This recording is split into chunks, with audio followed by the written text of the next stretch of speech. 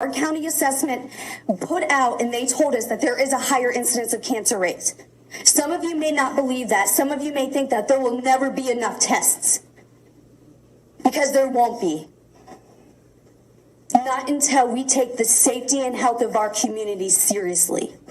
Thank you. Thank you. That was Stell Bailey, Executive Director of Fight for Zero, and that was an emotional comment that she made. She has been the leader in the national drive to bring awareness and standards and cleanup efforts to PFAS contamination. I'm going to cry. See, I told you. It's been an emotional week for all of us, guys. In our water. And Stell's our hero in Florida. She's known as the Florida Erin Brockovich, but she's not. She's the Florida Stell Bailey. And I'm going to pass it on to her, because if I don't, I'm just going to sit here and bawl.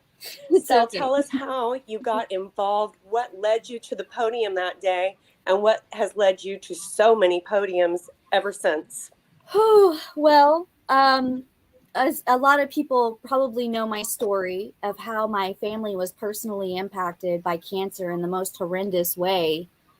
It wasn't just one of us, it was numerous family members. And even my uncle, who isn't blood related, got cancer in the same year. And that led me on this unimaginable journey. And it's had its challenges, but it's also had so many rewards. Like this week, we're talking about we're emotional, but I think it's because we're seeing the end result of all of this hard work and all of the data that's about to come out. And we've had so much pushback, but we've also had just some amazing human beings in this community come together to do this. And so what we're talking about is PFAS chemicals, by the way, tonight.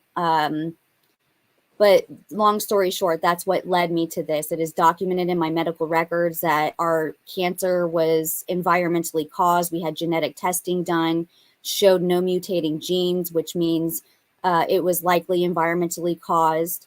So I started doing in-depth research and staying up until 4 or 5 o'clock in the morning and just nonstop, relentlessly trying to learn what it was environmentally that could have caused our family's cancer. Because my first thought process was my children. And I looked at my children and I thought, I don't want them to ever experience the hell that cancer brings to your life. Financially, mentally, physically, it is pure hell. And the second thought process I had was my neighbors and my community, and thinking, oh my gosh, if this caused cancer for my family, then they're at risk. And so through my research, I learned of legacy contamination out at the Space Center. I learned of legacy contamination with the Department of Defense, which is our military bases here on Florida's Space Coast. I continued to start collecting cancer cases. I started reaching out to people I went to school with, my neighbors I grew up with, and my list went from 10 people to hundreds within a few weeks. You fast forward to 2018, and I met an oncologist who grew up in Satellite Beach, who saw that I was collecting all of that data and said that she also believes something was going on in Satellite Beach, because all of the people she went to high school with were also being diagnosed at young ages. This isn't people that are 80 years old being diagnosed. We're talking about 15-year-olds. We're talking about most people in their 20s, young adults who grew up in this area that are being diagnosed with unheard of diseases like brain cancer and Hodgkin's lymphoma, which is what my brother and I were diagnosed with 3 months apart. There were 30 cases of that over by Satellite Beach back in the 90s. And we felt, well, if we're going to spearhead this investigation, what better place to do it than an area that has a history of cancer documented through the media because of those 30 cases of Hodgkin's lymphoma. And so that's what started it. And when you see that speech in the beginning, Nothing gets me more fired up than when I see a child approach our elected officials and they ignore them, and they can't even tell those children that it's going to be okay. They can't even say a word to them. There was a girl that went up, said, I can't even go in my backyard right now. My mom won't let me play because they're uncovering all of this military debris. And all our county commissioners did was just stare at her. They didn't even say, oh, we're proud of you for coming here. That took a lot for you, a lot of courage. You guys know how it is to walk up to that podium. And I looked them all in the face and I said, you couldn't even tell her that it was gonna be okay. And that's what that was coming from, because I had already been through a lot, and to see them treat a child like that, you know, going through the PFAS chemicals. So I think we should start with what are PFAS chemicals. The reason why we're doing this is because we have a meeting coming up next week. So let's start off with what are PFAS chemicals. I kind of want to ask you guys, what is your knowledge? Do you guys have a way to explain what PFAS chemicals are? Yes. You go, Elizabeth. You go first. Yes. And to be clear, we're not scientists. We're people that have been involved in working very closely with scientists and doctors throughout the country. Specifically, this study is with the University of Florida. And PFAS chemicals are perfluorinated compounds. These are chemicals that are made to never, ever, ever break down. They don't break down in the environment. They don't break down in our bodies, meaning that they bioaccumulate, they build up little by little, little by little, little by little throughout the years until you reach a tipping point. And that is when people start to experience health issues. The biggest problem with these is that most people are, actually, I want to say all people are at this point, ingesting these perfluorinated compounds. They have found these things in our food, in our water. This is something that is everywhere. I don't know if people recently, I think it was about 6 weeks ago, it was a big headline news story that PFAS chemicals were found in 50% of the drinking water in the United States. That's a huge number. That is a huge, huge number. And that is in our drinking water systems throughout the entire country.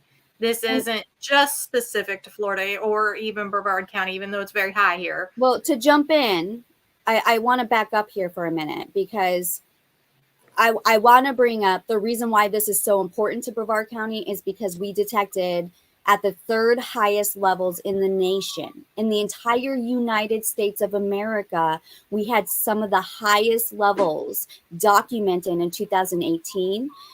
Congress talked about it. Numerous Congress members during hearings throughout the past 5 years have talked about our numbers being astronomically high. And I think it's really important to back up and say, I know that this is what our elected officials say. Well, it's in everything. That's their way to downplay it and dismiss it. And I want to be very clear that this isn't something to just dismiss. Nope. We have some serious issues here in Brevard County. So I want to back up because we're not to the UF study yet. Well, and the other thing that kind of goes hand in hand with that is the study that was done with the wildlife in our area, finding the highest numbers of any animals in the United States in the blood and tissue of manatees, alligators, fish, and dolphin right here in the Indian River Lagoon. That is alarming. And if that's what's happening to the wildlife, imagine what it's doing to the people. Exactly. Because it's everywhere does not make it acceptable. Exactly. Do you want lead in your water? Is that acceptable? We know it's in a lot of people's drinking waters, and in some areas more than others. In the Satellite Beach area, there's a high concentration of PFAS because there are so many more contributors, especially with the space industry, and I know you'll get into that. But why is it so prolific in our water sources? And that, I'm going to tell you, it's because the companies that create these compounds, because this is a man-made compound that was created by chemical companies for various reasons. And when they spend millions of dollars to create this product, they then have to figure out how to market it and get this product attached to other products. And that's where you find the prolific use. You'll also see that in other things that's also made its way into our environment. So we were talking about a pharmaceutical drug, Miralax, ethylene glycol. It was used to clean pipes. They then used it in all the pharmaceutical drugs. Now it's in pharmaceutical drugs, cosmetics, and it absolutely is not good for you. It can cause seizures. It can cause death.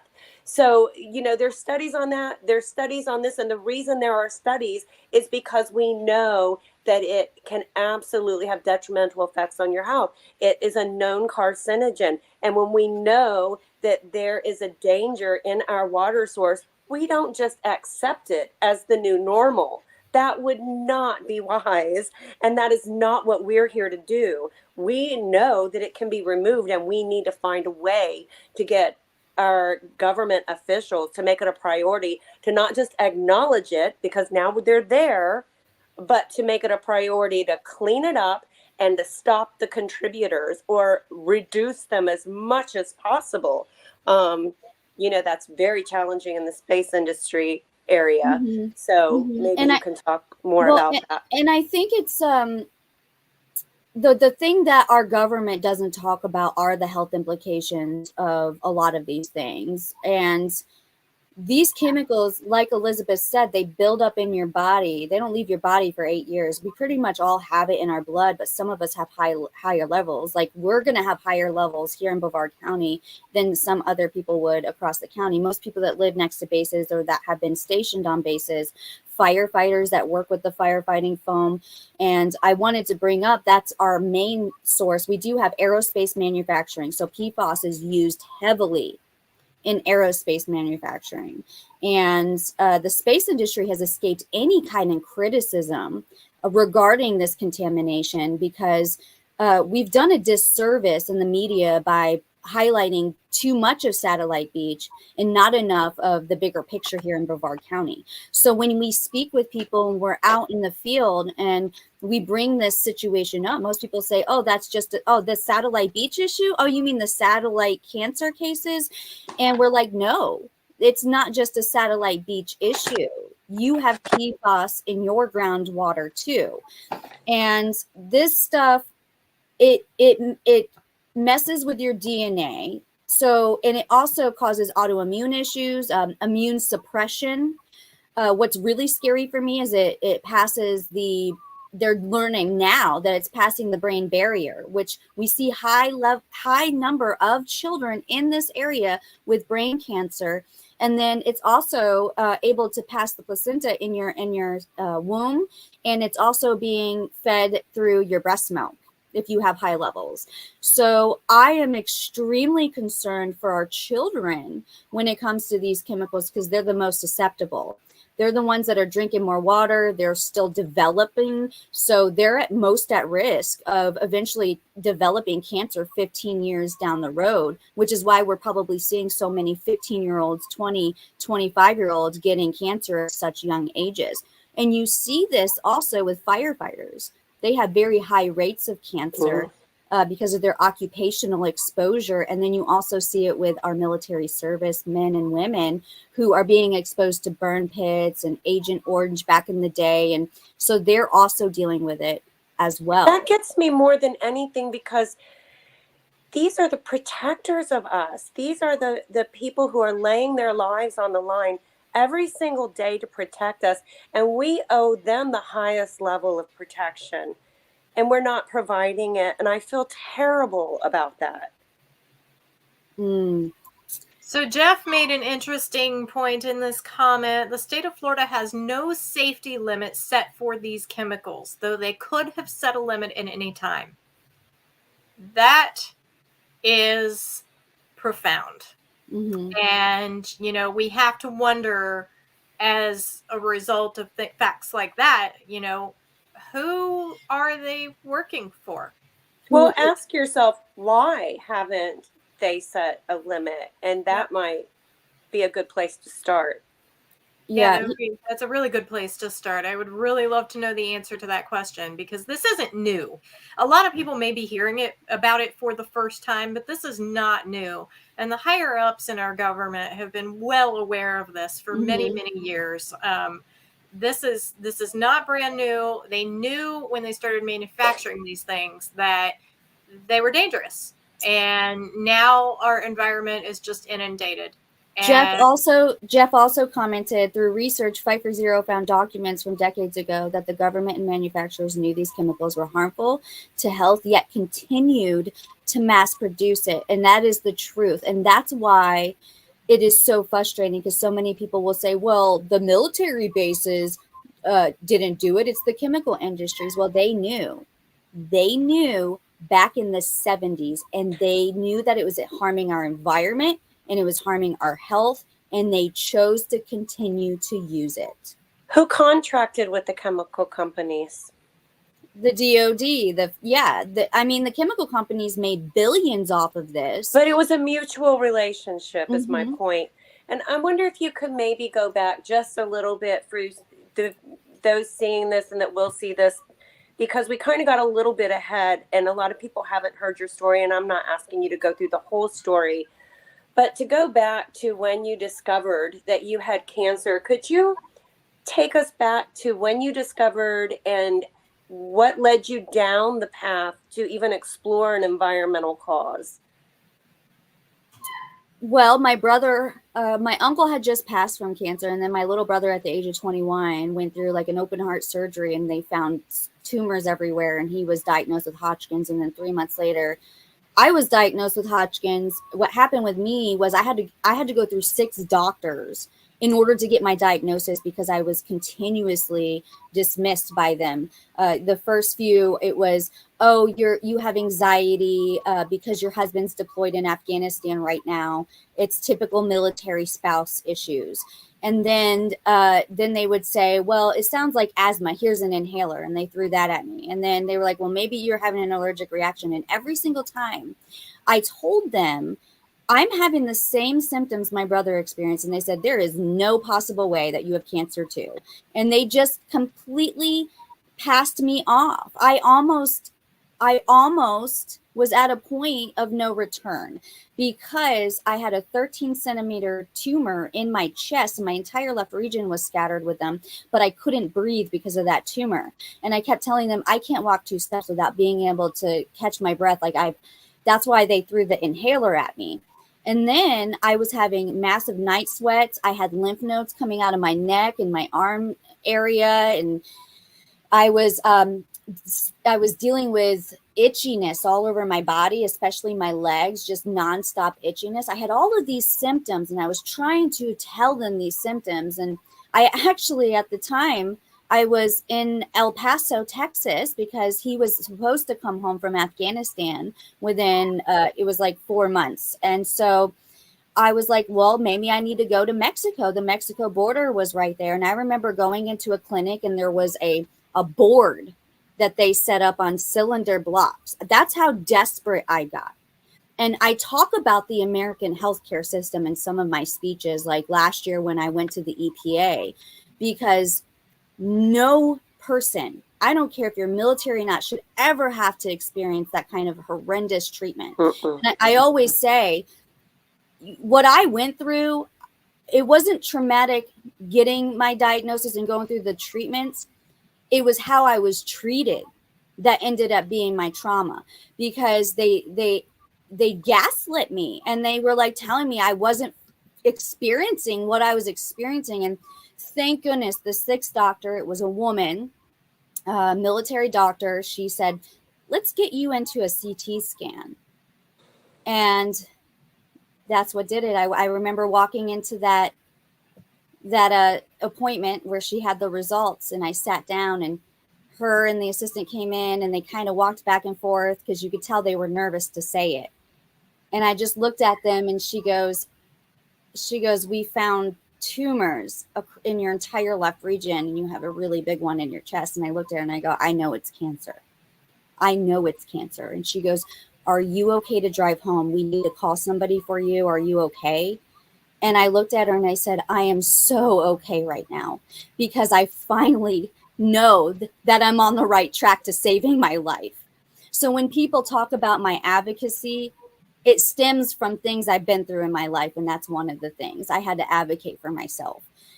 So that's where it all began. And I remember her looking at me and saying, so your brother was just diagnosed. And she just was completely amazed by that. And then when my dad was diagnosed, I started, during my chemotherapy treatments, we started having doctors come into the room, and they would come over to my chair. It was so unusual.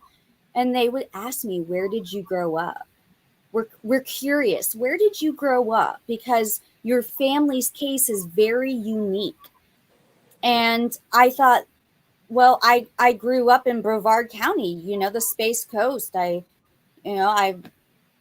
do you mean? I lived in Cape Canaveral. I lived beachside. I moved over to Cocoa.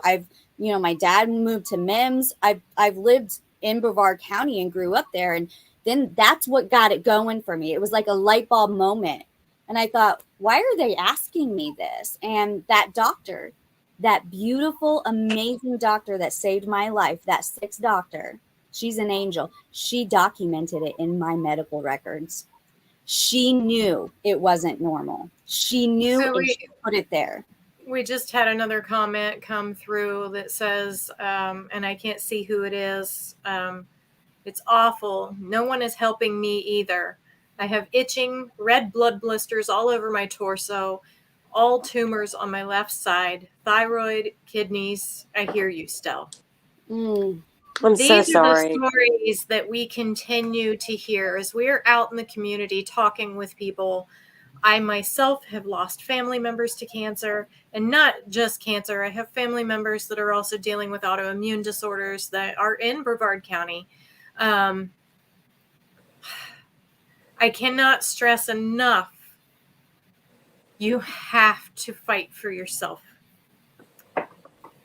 You have to fight for yourself. I wish that there were some organization, or we had unlimited amounts of money, or we could be out there and help every single one of these people that we hear out there with these health issues, but we can't. We just simply can't. You've got to push your doctors, get those diagnoses, continue to hound and push for the proper testing for what you need, because I can tell you that if it wasn't for me just being like a dog with a bone, I know when my father went through some health issues, like, he would not be here if I wouldn't have been standing there every single day at that hospital saying there's something wrong. You guys are missing something. There is something wrong. And just hounding and pressing and pushing to the point where I literally had to say, I am going to lose it here if my father dies because you didn't listen to me. That is unfortunately what we have to do sometimes as patients, as just people, as an advocate for your loved one, is to continue to push and push and push, because the medical community is really discouraged from going down that road.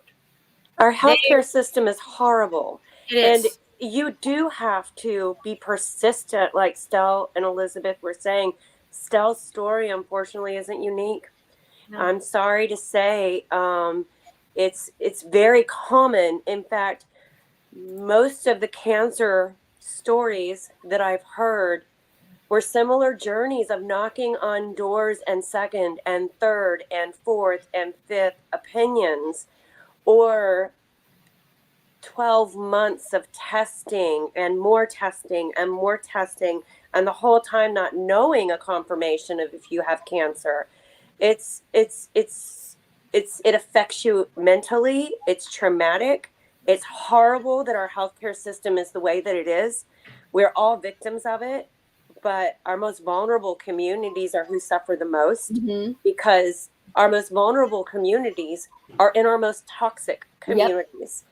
Yes, And they are. there is absolutely a link, and you just need to be your best advocate. If you've got friends and family that are suffering, encourage them. Be the person that goes to the doctor with them. You will be surprised how somebody will make a decision to go to a doctor if they have a partner to go with them versus talking themselves out of it because they're going to do it alone. So reach out and help your loved ones when you know that they're struggling.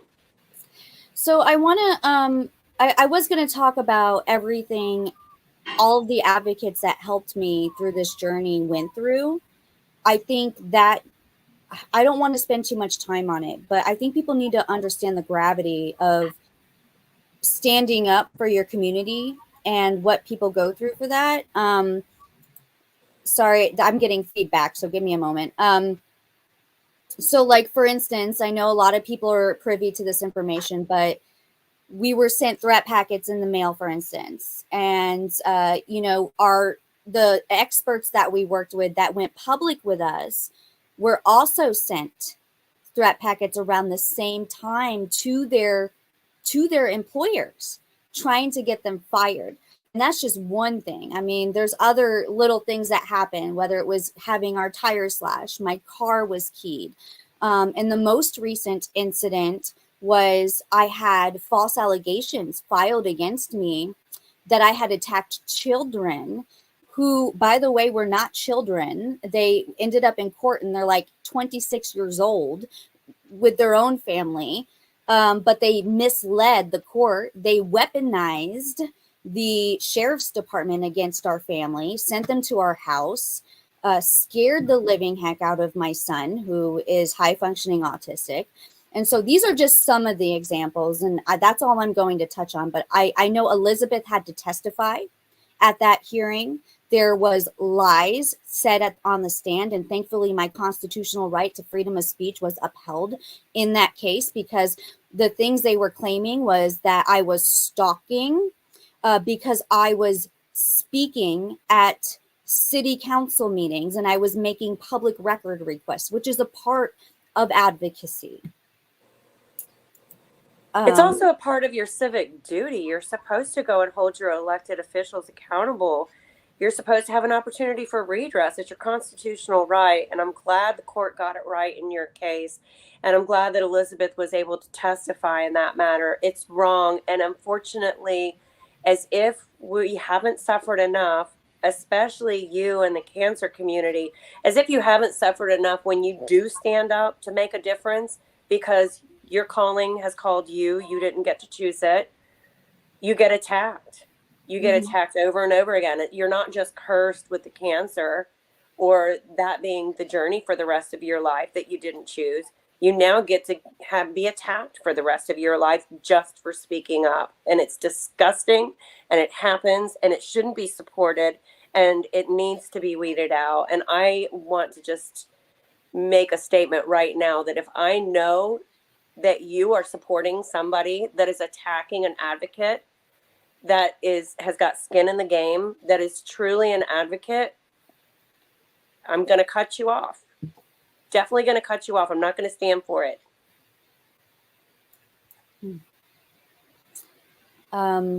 So Elizabeth, did you want to say anything on that? I know you've been through it with me. You didn't go through it in the beginning, but then you became a target. And, you know, I'm proud to stand by your side. I got involved with Fight for Zero, about 4 years ago.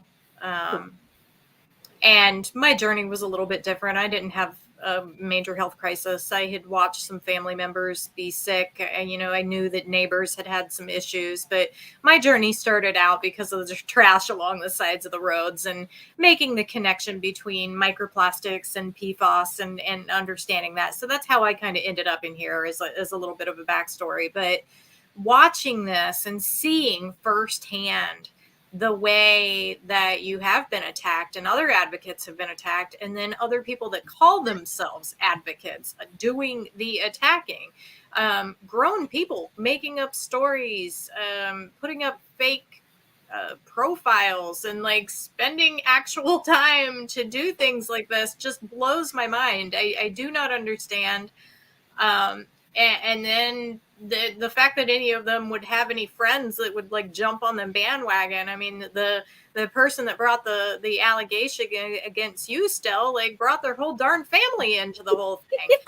I can't even imagine like calling my sister and being like, "Hey sis, you want to like try to ruin somebody's life today?" And she'd be like, "No, honey, you need to go get some help. Like you should probably go see a therapist. Like maybe read a book instead or something." Like Yeah. you know? I can't imagine. I mean, it really it does. It just blows my mind. It blows my mind that people would be as dismissive as they are about things that are so vitally important to an entire community.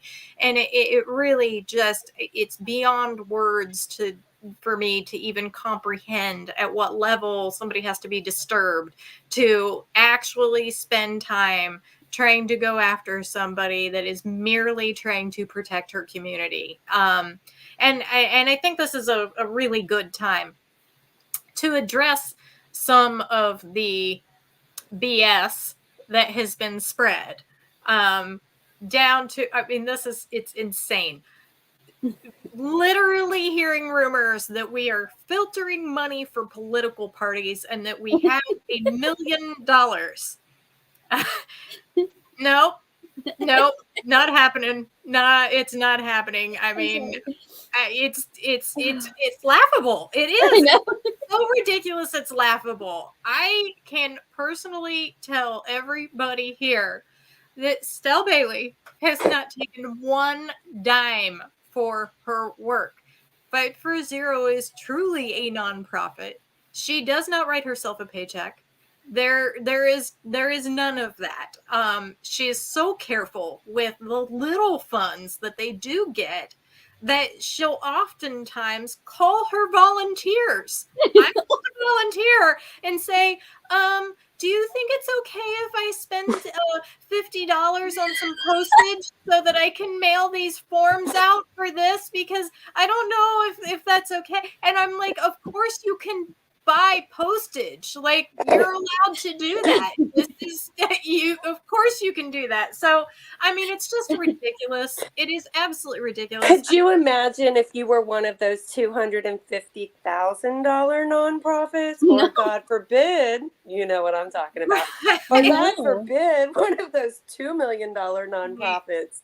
This is truly, I mean, just like, my goodness, it is so important to me to have the community's input and involvement. And that's why I call all of the volunteers in the board and I'm like, is it okay? Can I get this approved? Like, I want everyone on the same page. And I really value all of their input on it. And so that's why I do that. I want to make sure they know that Fight for Zero was created as a resource for the community. It's not Stell Bailey's thing. And oftentimes people will attack the organization as a whole when there's amazing people behind it, even experts. They can't even show their faces. A lot of times they have to act as whistleblowers. And I'm like the person that gets the brunt of all of the craziness and the attacks because, you know, I put myself out there and I do it because it's more important for me to bring awareness than it is to be scared and hide behind like a computer. Like, everyone has their own role. And I feel like this is my role, is to be. Well, you're successful at doing it because the community feels very much a part of ownership of Fight for Zero. That is their community, clearly. And that's why they're so protective of you. And that's why they listen and they respect the work and the product that you've been able to give in the form of the study and guidance and friendship. And I mean, you've been there to listen to the cries, that you've listened to the losses and the mourning. Who else can say that they've been there to hold the community's hand through those traumas and tragedies? Yeah, that's why you have the level of ownership. I say ownership because I do think people feel like this is my group when they're with you. Yeah, well, and I think one thing too, I remember it wasn't too long ago, somebody had made some sort of comment like, show me the proof that you've helped cancer patients. Oh, jeez. One of the reasons that you don't see, tons and tons of pictures on Facebook or on the Fight for Zero website of people with cancer or giving people's names out or giving that kind of information out is that we and Stell, like all of us that are involved here, we protect those people. They're already dealing with health issues. They don't need to deal with like a firestorm of people telling them that they're lying or whatever. They don't need any of that crap. So, when somebody reaches out to us and says, "Oh my God, my child has cancer, or I have cancer, or I've got this autoimmune disorder, or now I have ALS, or I was just diagnosed with Parkinson's," we're not going to turn around and exploit that. We're not going to go to their house and take pictures of them and put pictures of their kids all over the place. That is just grotesque. I honestly, I get really irritated sometimes when I'm on social media and you see like the videos of people going out and like, oh, I'm going to feed this homeless person, and video it. And like, I mean, they're exploiting what that person is going through, and we're not about that. That is not okay. It's not okay with any of us. It's not okay with Fight for Zero as a whole. And so, I have personally seen messages numerous times and talked to people out in the public that are coming to us and saying, my neighbor is really struggling right now. She can't work anymore. She just went through a round of chemotherapy. We're not sure that she's going to be okay. She doesn't have any family to help her. Do you know anywhere where I can help her find some resources to get food, to pay her electric bill, there are so many of those stories. And the number of times that we've heard of children with cancer, Crohn's disease, just everywhere. Everybody's got stomach. With that being said, if they want to go public, like I always am here to share and elevate their stories. We've had people that have had GoFundMe's that we've tried to help elevate and create awareness around. We have cancer survivors that were in it with us from the very beginning that's still standing strong. And they've gone to the media, and I'm always mindful in asking, like, would you be okay with talking to the media today? Would you be okay with sharing your story or going live with us and explaining to them, I think this is important for you to share this because you could help save somebody else's life. And well, and it's not our story to tell. Right, exactly. That's the thing. That's not my story to tell. That's somebody else's story to tell. If they want to come forward, that is completely up to them. And God love them if they've got that drive. That's what an advocate does, because of that. And that's so. Some people kind of need to deal with it in private. So that's kind of the name of what we have here. Voice for advocates. That's what an advocate does. We elevate the voice of those who don't have the platform to be heard. They want to be heard. Most people want to be heard. Obviously, if they're going through something, maybe not. They don't. But most people, when they've gone through something terrible, they want to be heard. They want to tell their story. They want to share it. So one of the questions that I get a lot when it comes to just kind of dialing back to PFAS specifically, is where do they come from? Well, I was going to go into our 3-year study because we're kind of behind on our topic here.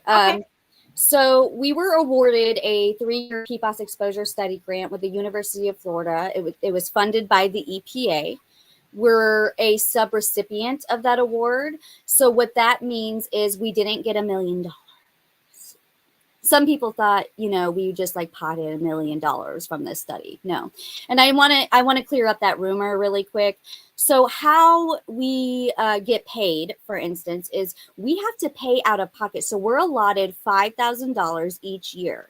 So for 3 years, that's a total of $15,000. $5,000 is nothing. We are paying more money out of our own pockets for this study than we are getting reimbursed. And that's exactly how we get paid. We're not getting paid in our pockets. What we're doing is we're paying money for the stamps. We're paying money for our gloves, our pickers, whatever we need to give to the citizen scientists. And then we turn in all of those receipts. It's a very strenuous process. you have to really prove, like if you use gas mileage, you have to map it all out. You have to write down your mileage, and then you get your reimbursement back. Sometimes it could take 3 months. Sometimes it can take 5 months, but that's how it works. So, And none of that is a salary. And those reimbursements do not cover your expenses. oh no, we wrote down, lessen them. we wrote down like $1,200 for a salary, but that goes right into what we have to pay out of pocket. We're not really getting a salary. So Right.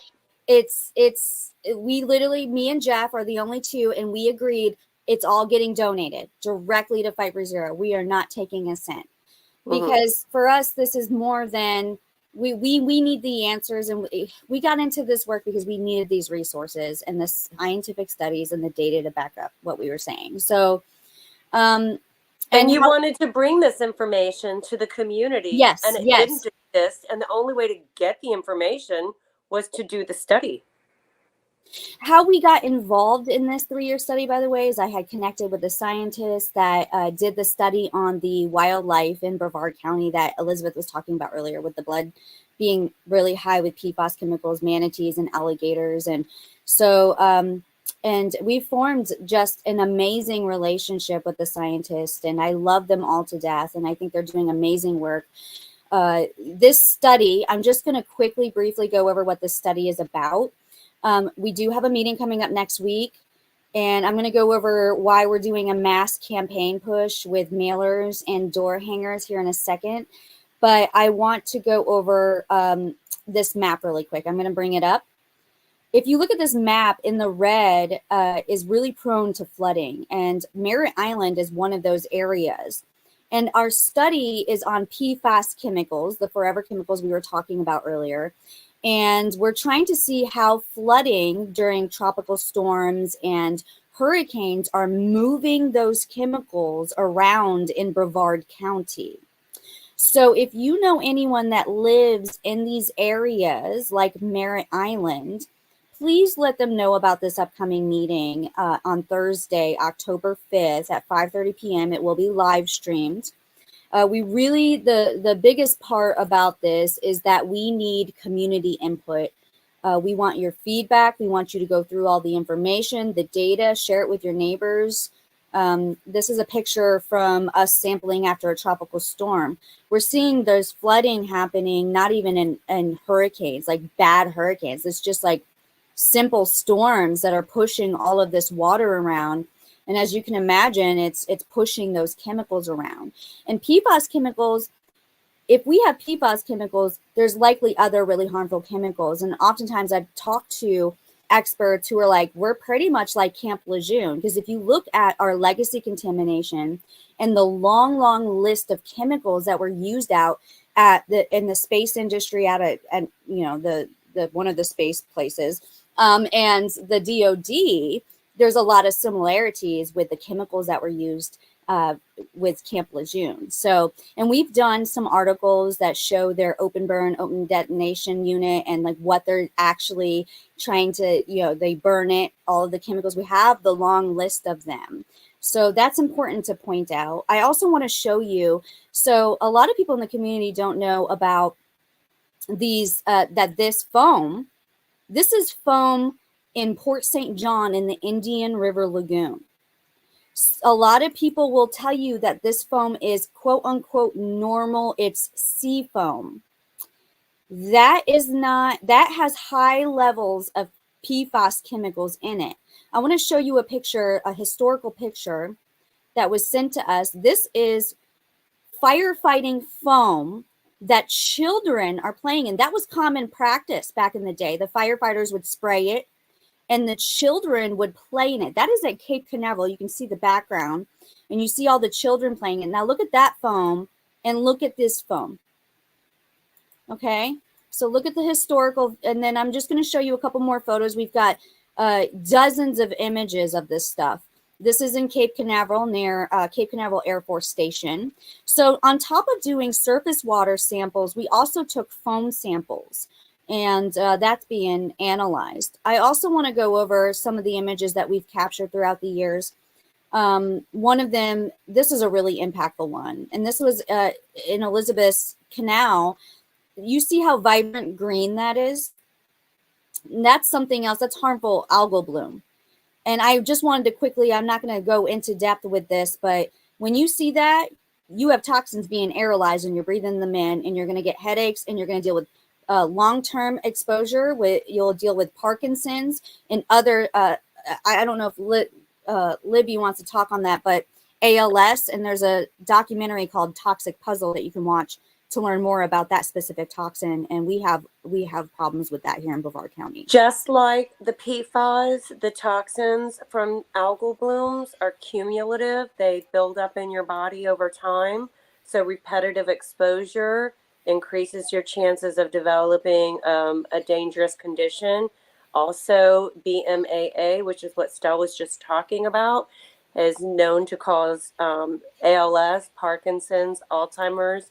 So you need to be aware of that. Your brain receives it as a protein, it stores it, and it could be 10, 20 years before you begin to see the neurodegeneration that will begin to occur. So it's very similar to what happens with PFAS exposure. And Jeff just said, not just Merritt Island, Brevard County. And that's a really important part that I want to bring up because, again, everybody wants to say this is just a Satellite Beach issue or this is just Merritt Island's issue. This is a Brevard County issue. And I've said this numerous times. I've maintained this ever since getting involved with the Satellite Beach cases.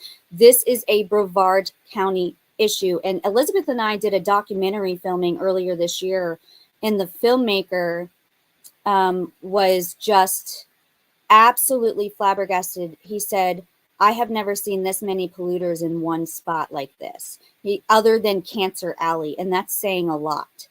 We were able to point out 12 Superfund sites, all within, I call it the toxic triangle. If you look at this picture, it's the toxic triangle. Where is it at that I just had up of that flooding? I call it the toxic triangle, and it's a wide area. There's certain hot spots. There's so many contributors there, though. Stell, you're absolutely right. It's not just the space industry. You've got the Department of Defense. And God forbid we start talking about developers and sewage and the other contributors. Because PFAS is very high in our sewage. I mean, I was going to say that's another issue. It is very high in sewage, and we use reclaimed water. So when the Indian River Lagoon affiliated people start talking about, well, they're permitted and it's treated water, it's fine. It's, they take out the nitrogen and the phosphorus, so it's fine if they have to dump all this stuff in the Indian River Lagoon. What they fail to mention is that it has PFAS chemicals and other things that they aren't filtering out. And PFAS chemicals are super dangerous because people eat fish from the Indian River Lagoon. So that's a problem. Back to that, our most vulnerable communities are the ones that end up being the harmed the most. I mean, you think about the number of people that rely on this lagoon to simply eat. And this is a really good example of citizen science. I just want to touch on that for a minute because I can't say enough about how extremely important citizen science is. So that was the Timorca fish study, right? So we did that. Stell continued to do it. I did a few of them. And it's so important because they're collecting tissue and they're studying it to determine what various diseases these fish have, what toxins their tissues are retaining. And they learned a lot from that. We learned a lot from that process too. And you've got to take all of these things into consideration when you realize the overall impact. Right. Well, and cooking fish does not remove the PFAS. No. We're not talking about unregulated, right? Right. We're talking unregulated. Exactly. Chemical. Exactly. Somebody's asking, are there any studies on PFAS and mental health disorder? And that is such a good question because they're starting to look into that. I know we have a very high rate of S rates. I can't say the word because we're on live right now. And it's in a lot of young kids. It was actually just discussed at a recent Brevard County public school meeting where they did, I think they recognized it as this month, Awareness Month.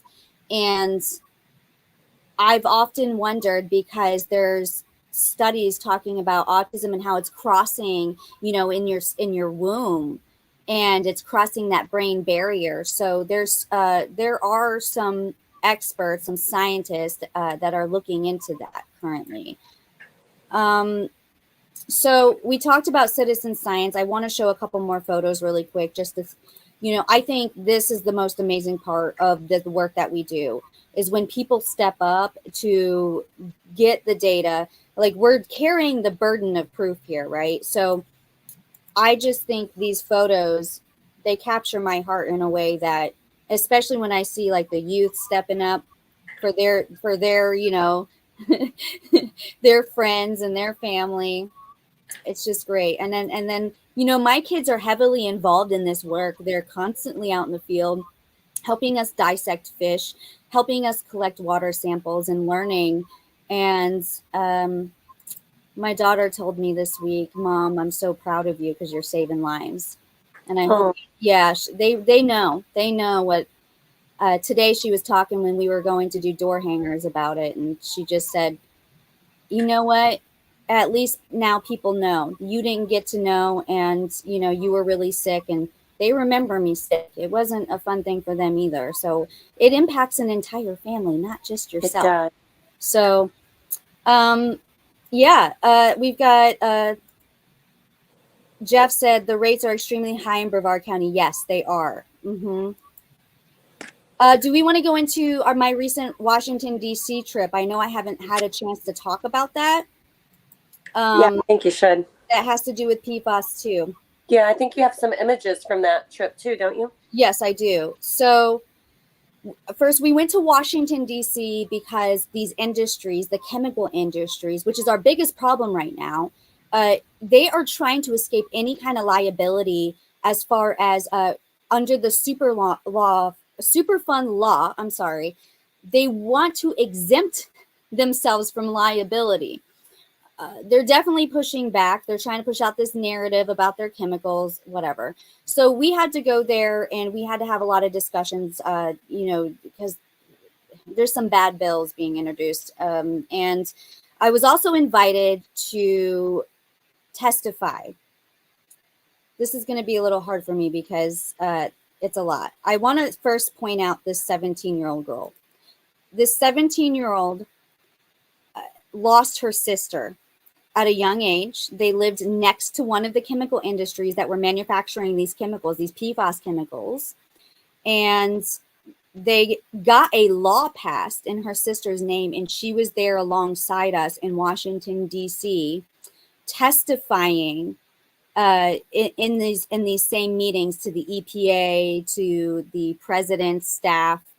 And I just, when it comes to kids, it's something that really is dear to my heart. I have traveled with military service members, their families, firefighters, farmers that have been impacted by this. They've lost hundreds of cows because of this contamination. So now our food sources are impacted in a really bad way. It has been for decades. And I think everybody's been kind of suspicious of it, but this is really, our farmers have been heavily impacted by it because they've had to take devastating losses.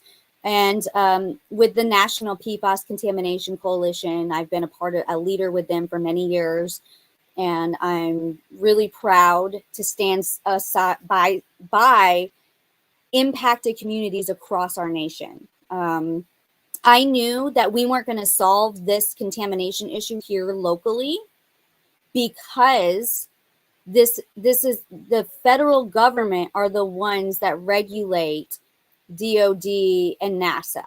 So it's a complex system. It's like a spider web, right?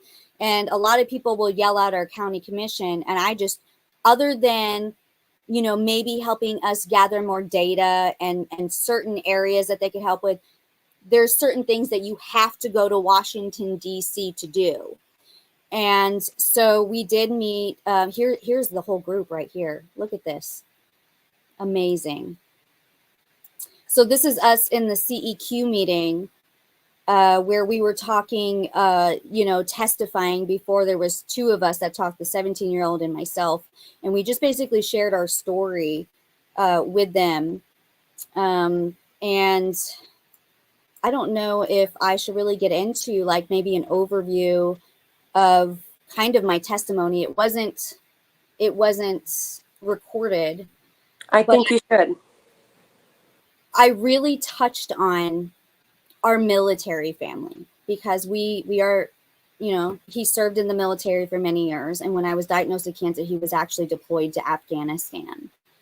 And I basically said, this is how our military families feel about this contamination issue. They feel betrayal. And while he's serving and risking his life overseas, his family is being contaminated on U.S. soil. And so he had to come home from one war to help me fight a battle, an unanticipated battle, and not just me, but my entire family. And it is a shame how these service members and their families have been treated, how we have been dismissed. I also went over some of the harassment and the things that we received here locally, how we were shunned out of a meeting. And I think it is a disgrace that you would turn around and treat our service members, their families, the way that we have been treated. And then I went into some really in-depth conversation about not just the service member life, because we saw it from that perspective and the amount of people that were sick in the military, but just the personal impact part of it, as far as like my entire family getting sick. And I think I really drove it home because there wasn't a dry eye in the entire room when we were done. Thank you so much for doing that. I mean, if it hadn't been for you leading this effort nationwide and for individuals like the sweet girl that was there, we have to do it for them, for the generations to come. I mean, we have a responsibility. We created this mess. We're not going to clean it up in this lifetime, but we damn sure better try. Oh yeah. Oh yeah. And like that takes us to our hangers, right? So we've been doing this massive campaign push in the last few weeks, hanging thousands and thousands of hangers across the county and sending out mailers where we can't get the hangers, whether it's HOA communities or communities that are gated. And so we have been, first of all, thank you. Thank you to every single volunteer who has shown up last minute, who has grabbed hangers, who are helping get the message out. It's amazing. We're walking around and a lot of people are like, I don't even know what PFAS is.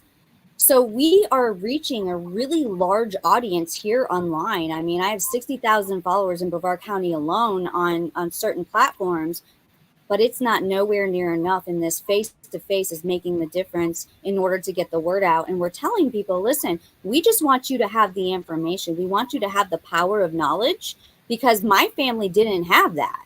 We weren't told that there was any issues, or we were informed on these environmental issues and how it was impacting our health or our children. And so if they choose to filter their water and they choose to take steps to lessen their exposures, great. If they choose not to, great. At least you have the information. You should have the right. We absolutely should have the right to protect and defend ourselves against any kind of physical harm. That includes PFAS. That includes any kind of pollution that could make anyone sick. We should have that as a right.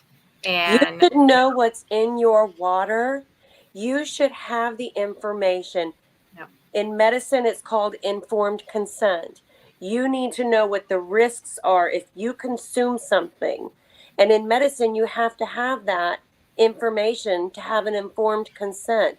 The same standard should apply to our drinking water and our food. We should be able to know what's in it, and we should have that information readily available. We shouldn't have to go to the lengths that we've had to go to with you, with boots on the ground to hang door hangers, when our government agencies are given our tax dollars to protect our welfare, And that burden should be on them. I want my tax dollars spent on door hangers. I want the information so that I can consent to whether or not I want to put that poison in my body. Well, it's interesting you say that, because the government for the longest time were denying it was even an issue. And then they turned around and said, well, it's below a certain limit. And so it's fine. It's safe. And we've seen the it's safe in Flint, Michigan. We've seen the it's safe in Camp Lejeune. We've seen the it's safe with the Radium Girls. We've seen it's safe with the coal ash. We've seen it's safe way too many times, and it being proven that it's not freaking safe. And the way that they regulate chemicals in this country, they fail to bring that up to the general public, that these chemicals, they haven't updated the Safe Drinking Water Act in decades. There are thousands upon thousands of chemicals that get put out into commerce, and they don't test them for safety. They wait until after the harm is done, just like this PFAS situation, just like many other situations before it, before they're like, oh, wait, it's causing health problems. It's like DDT, Rachel Carson, perfect example of that. We get a lot of people that talk about the spraying in here. PFAS is in those spraying containers. So they wait until the harm is done before they do anything about it. And they also don't tell you how things are regulated and why. We created Fight for Zero because we were speaking at a council meeting, and they go, oh, they use that whole, well, it's below the 70 parts per trillion. And I said, why are we allowing any parts per trillion? Why aren't we fighting for zero? And that's how Fight for Zero was born, because I didn't understand why we were accepting that and why they were just dismissing it. Because think about it, even if it is only 5 parts per trillion, and by the way, since that meeting, the EPA has lowered their standards, and we'll get into that in a minute, but you're drinking 5 parts per trillion against this bioaccumulates, it buildups in your body. So your child drinks the 5 parts per trillion, that turns to 10, 20, 15, 40, 40, yeah. 50. So, I mean, you really have to do your homework, and it's sad because I've sat with senators who've looked me in the face and said, we can't filter the drinking water in the schools because then people will think there's a problem. So let's talk about that for a minute. And I'm glad that you brought that up. I think it's the perfect time for us to discuss that. Mm-hmm. There have been some bills. We were talking about them recently in Florida, a Senate bill. I don't remember the number. I don't know if you have it. It doesn't matter. We'll bring it up again. It's on our website. Schools to clean the drinking water for the students to get rid of the lead. They can also get rid of the PFAS, right, Stell? Mm-hmm. Mm-hmm. SB 1648. This bill has died in the Education Committee. In the Education Committee, this bill died. I want to know why the Education Committee has not put a priority on protecting your children's health when we have the highest levels of lead in our schools' drinking waters than most of the states in the nation. I want to know why the state of Florida knows about this and they refuse to clean it up or do anything about it. And I also want to know, and I am speaking to every single mother out there, and there's a reason I'm only speaking to you mothers. I want to know why you are not demanding that it get cleaned up. It must happen. Yes. And don't take, so there's bottle refill stations, and then there's bottle refill stations that have point of entry filters. A lot of times I've seen amazing moms try to raise money, and then they get this bottle fill station, but it's still using the same water. So don't be tricked into thinking that because it's like, oh, because you're using reusable bottles, that, you know, this is a better option. Make sure it's filtered. That's the point. You want to make sure it's filtered. The National Institutes of Health say that dietary intake is the #1 route of exposure. Every human being consumes water. That's really all I have to say about that. Yeah. Are we like 95% water? Yeah. 90% water? I'm sorry, I forget, but it's something like... If you drink a soda, it's water. If you drink a coffee, it's water. If you drink lemonade, it's water. We have to do that. Jeff had made a comment that there are ways that we can protect ourselves. Filter, filter, filter. And, do the research. You can Google what filters are best to get rid of PFAS. You'll find that information out there. It is out there. RO filters are highly recommended.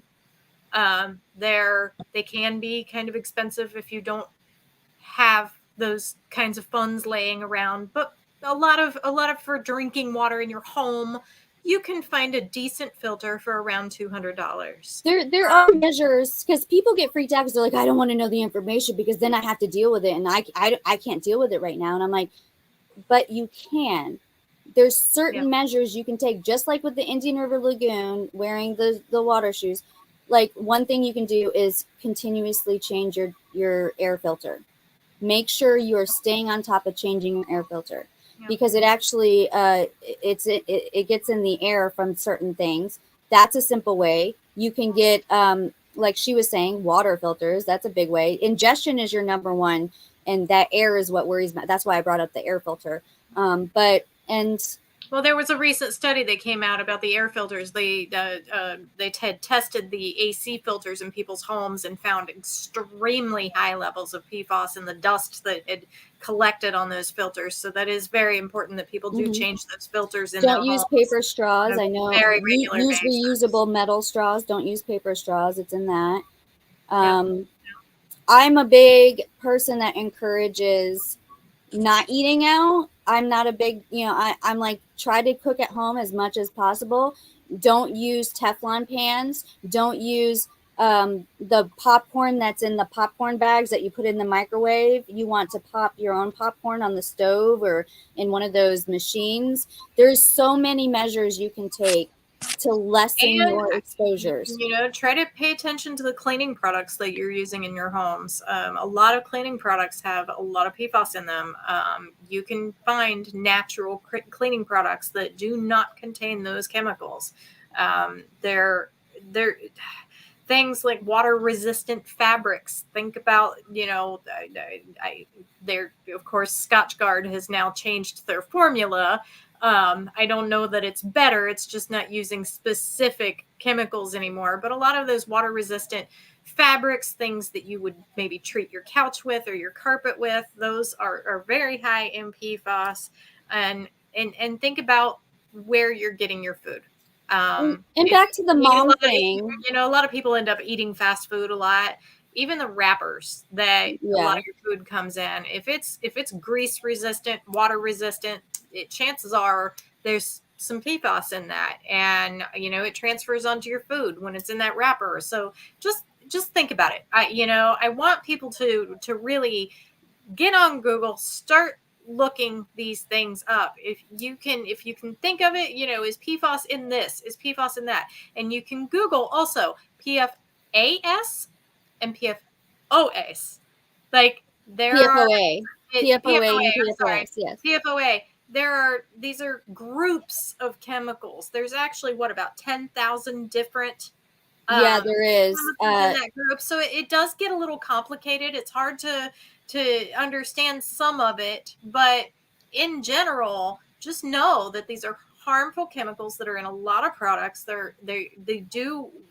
They surround a lot of communities. Brevard County is inundated with them because of our military installations and legacy contamination from all sorts of things here. So we can protect ourselves to a degree. This isn't hopeless. I feel like that's kind of where we're feeling there. Oh, it's everywhere. It's everywhere. And I hear that a lot from people as well. No, it's everywhere. I can't protect myself. That's a way to dismiss it. Right. Too. It is a way to dismiss it. It's a way, I guess it's kind of a comfort zone for a lot of people. There's nothing I can do about it, so I don't have to do any work here. Do the work. Pay attention to what you're putting in your body. Pay attention to what your kids are putting in their bodies. Like, there are ways that you can protect yourselves. And it's comforting to know, because we're going back to the moms thing. I have talked to many veterans, farmers, and people are starting to really inform themselves. It's like really impressive. And I think they really care, and they just really want to learn the solutions we just talked about, because I think they would be more than willing to do these simple changes, these measures to lessen their exposures, things like using the EWG beauty app. That's what I use. Like, if you're going to buy makeup, use these clean beauty apps, use these clean apps that actually do scientific testing to see if there's harmful chemicals, because it's unregulated. The cosmetics industry is unregulated. There's a documentary out about that. I'm always pushing documentaries because I think they're very educational, and it's an easy way for people to understand. Always, double check the documentary, but it's a great way to inform. So I think there's a lot of false information out there too. I think a lot of people think that they're completely safe if they're drinking bottled water, and that's not necessarily the truth either. I think it was TapScore that did the comparison on a lot of the bottled waters, and many of them had high levels of PFAS in it. Not as high as some not as high people's tap water. Yeah. Right. But, again, people thinking that they're completely safe. Yeah. But they're not. There are a lot more products nowadays than we used to have when I was younger, showing my age here. But when I was younger, we didn't have the quantity of natural products that we do now, with an eye toward keeping all of these man-made chemicals, because really, if it's man-made chemical, it's probably not good for you. Mm-hmm. So with an eye toward keeping these man-made chemicals out of these products, and also using products that are more beneficial for our bodies, for the health of our bodies, not just a Band-Aid here or there. So the way that you can increase the market is to buy those products, promote those industries. You can control the industry with your dollar, and that's the way to do it. Even if it means just not buying it and then making your own natural essential oils. I've been doing that with my skincare now. I'm like, I refuse to buy from certain, Johnson & Johnson. Nope, buy. I won't touch it. And I think that's a really, really good point. I do want to bring up some accomplishments that we've made regarding PFAS chemicals and going to Washington, D.C. and getting some things done. We got $10 billion for PFAS communities in the infrastructure package. And I think that's really important to bring up, because we are now seeing a lot of cities and, areas that are now working on the infrastructure. And we played a really big role in really pushing to get that funding. And so, for instance, Titusville, I know they're redoing their piping. I'm not saying it came from that, but like we said, there's high levels of PFAS in the sewage. And, that's a part of the problem. The National Defense Authorization Act, we've gone up there every single year to continue pushing the Department of Defense to put in their budget cleanup for PFAS, because oftentimes these industries will blame the fact that, well, we don't have enough funding for that. And so we constantly push for that. We got $20 million for a multi-health study of PFAS. Then we got $168 million in 2021 and $500 million in 2022 for cleaning up DoD sites. I want to reiterate, just like earlier, we didn't make $500 million. We did not pocket that. We're not funneling money.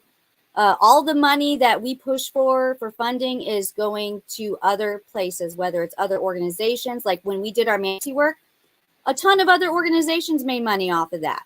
They actually waited for us to come into town, do all of our work, and then jumped on it when it got, really into the public eye and started raising money on it. But so that's what we got. I also had the honor of being invited as a committee liaison for the guidance on PFAS testing and health outcomes with the National Academy of Sciences. And so that was really great, because we were able to put out a health guidance, and we're hoping to push that even further with the VA. I'm helping a few people behind the scenes trying to educate VA doctors on what to look out for as far as these PFAS exposures. There's certain things that they can do. And then also taking it a step further and trying to get PFAS added into the new PACT Act so that veterans can be covered for their PFAS exposure. We also passed a tribe reporting and sued the EPA in federal court to force the agency to close illegal loopholes that let the chemical plants and the military bases across the United States avoid disclosing whether or not they were putting PFAS out emission-wise. We also filed a motion to intervene for the PFOA, PFOS health advisories that chemical companies went after the EPA after they announced that they were going to lower those standards. You see how bad they fight back? We also released a disclosure of hidden documents on PFAS chemicals, admitting how they were significantly more toxic than previously portrayed. We got 29 more PFAS tested in the UCMR5. That's an unregulated contaminant monitoring rule. And then I want to go to the health advisory because I was actually there for that announcement in South Carolina last year. It was a moment where you looked around the whole room when the EPA was there and you saw all the advocates, and there was this moment of, I can't even explain what overcame all of us. We've all been through a lot. It's insane. And they initially started so much higher, then they went to 70 parts per trillion. And then when they made that announcement, they went down to, for PFOS, 0.004, and for PFOS, 0.02. I want to remind you that 4.3 million parts per trillion was found in the wells at Patrick Air Force Base. 4.3 million. And their reassessment says 0.004. So they're finding these chemicals are way more. Will you pull that map up again, the triangle map up again? Mm-hmm. I just want to look at that for a moment and let those numbers sink in. Say it again, Stell. 4.3 million. NASA is also up there, and so is Cape Canaveral Air Force Station. NASA had a meeting at Cars Park. I heard all about the meeting, but it's in a closed park. Not just anyone from the general public is able to usually attend or go on there, and they only sent out letters to certain people in a community. They didn't publicly announce that they were having this meeting about PFAS contamination, and they were trying to see what residents would be willing to allow them to come on their property and test. You know, it sounds interesting. It sounds similar to the PG&E situation where, you know, once they disclose or give you any inkling of an idea that there's, you know, a potential contaminant, the burden then shifts to you to do your due diligence. In other words, I'm speaking of litigation. I'm talking about liability, and there's a statute of limitation from the date that you are aware, or from the date that you gain the knowledge, or that you should have gained the knowledge, and that you should have done your due diligence. That period of time from the time that you discover, or the time to the time that your statute runs, is the period of time that you're required by law to do your due diligence to build a case that could stand up in a court of law. And we know that that's not a long period of time. So to me, that feels like a cover your butt litigation tactic. Mm-hmm. Yeah, the clock probably started when they got those letters. But did it? Because we also know from your investigation that they withheld information, that they knew of the dangers of these chemicals, and they withheld that information. So now we're getting to a place of fraud. So now, just because they told everybody doesn't mean the clock's necessarily ticking, because they went to great effort to cover up that information and prevent it from being disclosed to the general public. I also want to just mention one more thing. I could go down even a longer list, but I'm really proud of this one, the PFAS Action Act 2021. I got Gates to vote yes on that. So that was a big deal. And what that did is restrict PFAS air and water pollution to help jumpstart cleanup of polluted sites across the country. And just yesterday, I learned that I told Posey about a blood testing for veterans, and he just co-signed it. Okay. Breaking news right here. Yeah. So it's That is amazing, Stell. Congratulations. yeah. So I'm really excited about that. And there's been, there's been small steps, and it feels, a lot of people will call it like breadcrumbs, or like they're just throwing breadcrumbs. But, I will never discourage any advocate from trying to make a difference. I know it's very frustrating, and it's like this uphill battle. We're up against giants. We have like little pebbles that we're throwing at them.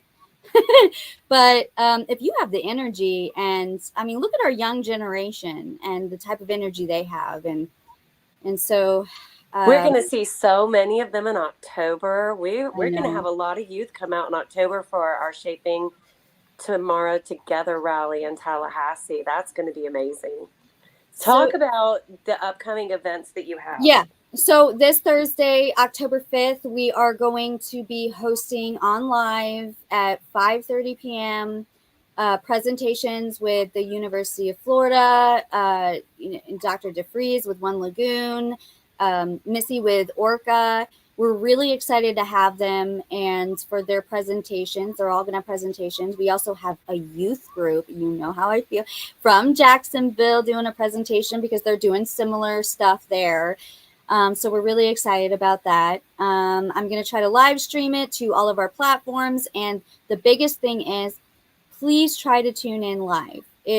We tried to put it at 5:30. I know it's like right at dinner time, but we need the community's feedback. We need your questions. We need anything that you may not understand that the scientists talk about. Ask them to clarify it. I mean, this is the perfect opportunity to have your voice involved and to have that seat at the table with the experts, the scientists, the people that have been analyzing these results and heavily involved in this work. And then I just want to bring up the October Tallahassee rally. I'm going to put it on the bottom. It's on October 18th at 3 p.m. We're really excited for that. I don't know if you want to talk more about it. I'm so stoked. I don't really want to get into it too much. We'll be talking about it a lot, so I don't want to take up a lot of time. But we have the League of Women Voters. We have the ACLU. We've got the NAACP. We've got yours truly with Fight for Zero. We've got LULAC, Planned Parenthood, Sierra Club, Rethink Energy Florida, Equality Florida, All Voting is Local Action. I feel like I left someone out, but I cannot believe the power hitters that we got for this event. They all said yes. And now we're getting other organizations that are calling us saying, we love that you put this together. What can we do? We're already getting RSVPs from legislators saying they're coming. So we're really stoked. So Libby, just 1 second. I know you said you didn't want to get too heavily into this. Can you just summarize real quick what this rally is about? You've got so many different basically groups. I had this vision earlier in the year. I mean, going back to January, I was extremely frustrated, as many people were, across the board. I don't care what community you feel most passionate about. Many of us advocates feel passionate about many communities, and I'm one of those. I was concerned about the book banning. I was concerned about the abortion bans, all the bans that were happening, all of our civil rights that were being stripped, all of which affect all of the advocates statewide and the work that they do. And it significantly impacts our ability to meet our mission. And so I thought, well, wouldn't it be great if all of these organizations came together under one umbrella, the umbrella of unity, and just spoke, each organization, to the issues that impact their community. What went right this year with the legislature, what went wrong this year with the legislature, and how can we work together to shape a better tomorrow? Because one of the things that's apparent is our voices have not been heard, and this is the opportunity for our voices to be heard. So there will be messages of varying degrees from different organizations. Some will speak on voting, some will speak on human rights, civil rights, healthcare, environmental advocacy, and so forth and so on. Well, we are a little over tonight, and we have to come back on because we are going to be speaking with a special guest of the night. You guys come back Jeff on at Brower, 9. Volusia County Chair, will be on at 9 o'clock. So you've got 36 minutes to go and grab a drink and a snack and come back, because you won't want to miss this. Jeff Brower is going to talk all things Volusia County, and we're going to ask him the tough questions. And the wonderful thing is, we know he's going to answer. So please come back and check us out. Yeah, and if you guys are coming back to replay this, we know that we get a lot of replays later in the week when people have more time. I know Friday nights you're probably, popping that little lid open and sitting back, and you're busy. It's a very busy night for everyone. So can you just do us a favor, and at the very least, in the comment section, put your favorite like water emoji or a dolphin or something nature related, so we know that you're there, that you're watching, that you support, and that this live stream every Friday night and every week that we're doing is being seen. I'm going to end this with a video, and we will see you at 9 p.m. When did the bar become set so low that any trace of any chemical was safe?